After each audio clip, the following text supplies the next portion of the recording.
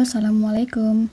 Selamat datang teman-teman dalam segmen Belajar 2 Menit, belajar untuk mendapatkan ilmu bersama saya Hanifah, lulusan S1 Sastra Arab Universitas Gadjah Mada. Kali ini kita akan memulai dengan belajar bahasa Arab. Nah, dalam bahasa Arab itu ada 3 komponen dasar. Nah, komponen dasar dalam bahasa Arab itu juga sama dengan komponen dasar yang ada dalam bahasa Indonesia. Apa aja 3 komponen itu? Pertama ada apa? Huruf. Huruf ini kalau dalam bahasa Indonesia adalah alfabet A sampai Z. Kalau dalam bahasa Arab, alfabet alif sampai ya. Ini adalah huruf, ya. Sekarang kita lanjut, di atas huruf ada kata. Dalam bahasa Arab yaitu al-kalimah. Nah, al-kalimah ini maksudnya kata, bukan kalimat dalam bahasa Indonesia ya, tapi terjemahan al-kalimah ini sendiri adalah kata, gitu ya. Nah, kata adalah susunan huruf yang memiliki makna. Susunan huruf yang memiliki makna. Jadi kalau suatu huruf itu tidak memiliki makna, maka dia bukan kata. Itu ya, sama aja kayak dalam bahasa Indonesia. Nah, di atas ini semua ada yang namanya kalimat. Kalau kita dalam bahasa Indonesia ada namanya kalimat. Atau dalam bahasa Arab, kalimat itu diterjemahkan dengan al-jumlah. Al-jumlah. Terjemahannya adalah kalimat, ya. Jadi bukan jumlah yang diterjemahkan dalam bahasa Indonesia gitu. Bukan itu maksudnya, tapi jumlah dalam bahasa Arab ini maksudnya adalah kalimat.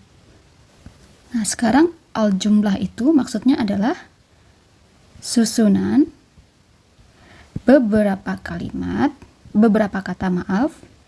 yang memiliki makna. Yang memiliki makna. Ya, jadi kalau ada satu kata, susunan beberapa kata yang tidak memiliki makna, itu bukan al-jumlah. Nah, ini adalah susunan 3 komponen dasar dalam bahasa Arab. Ada huruf, ada al-kalimat, ada al-jumlah. Nah, masing-masing dari 3 komponen dasar ini akan ada lagi unsur dasarnya. Kita lanjutkan. Yang pertama, bagian huruf.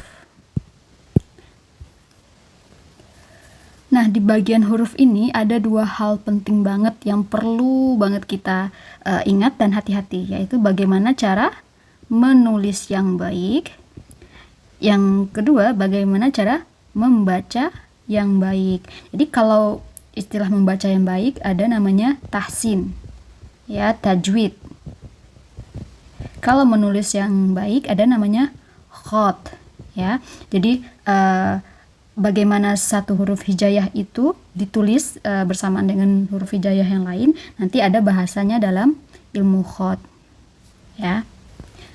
Gitu ya, dalam huruf ini hal-hal penting yang perlu kita hati-hati dan perlu kita bahas nantinya. Nah, selanjutnya ada al-kalimah.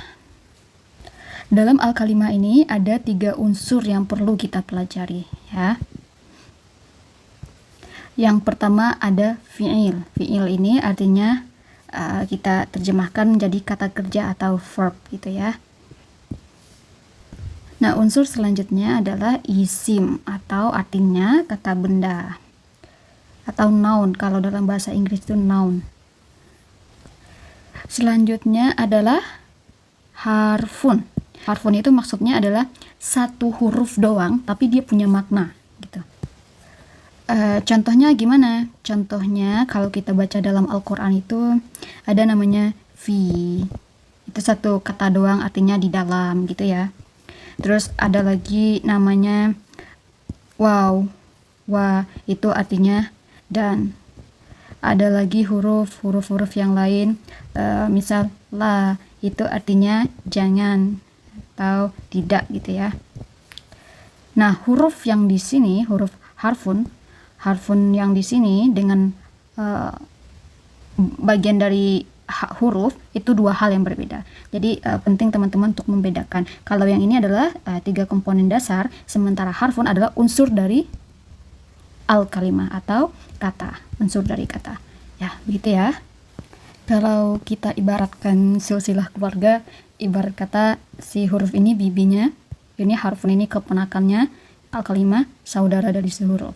Gitu ya. Ini ibaratkan gitu. Jadi ini huruf yang di sini sama harfun yang di sini adalah dua hal yang berbeda. Jadi harus hati-hati. Nah, selanjutnya setelah al-kalimah itu ada namanya huruf gitu ya. Bukan al-jumlah, maaf. Al-jumlah atau kalimat.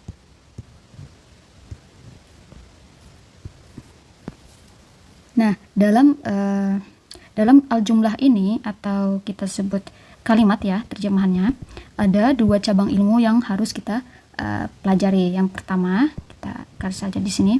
Yang pertama ada ilmu shorof. Nah, ilmu shorof ini penting banget ya, karena apa? Karena ilmu shorof ini ilmu yang pelajari tentang perubahan bentuk dari kalimat itu. Misal kalau dalam bahasa Inggris itu ada namanya past tense, ada namanya present tense, ya. Nah, dalam bahasa Arab juga sama. Ada yang namanya past tense itu madhi atau fiil yang sudah berlalu. Ada namanya mudhari, ada fiil yang sedang berlangsung dan akan terus berlangsung gitu ya. Nah, selanjutnya ada cabang ilmu nahwu. Shorof dan nahwu.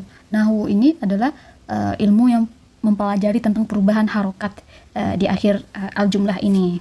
Kita sudah bahas mulai dari awal susunan apa aja komponen dasar dalam bahasa Arab, ada huruf, ada huruf, ada al-kalimah, ada al-jumlah. Kita sudah bahas juga susunan dari huruf apa aja, unsur dari huruf apa aja, unsur dari kalimah apa aja, dan unsur dari al-jumlah apa aja. Sudah kita bahas di sini semua. Besok kita lanjut insya Allah ya teman-teman. Selamat belajar.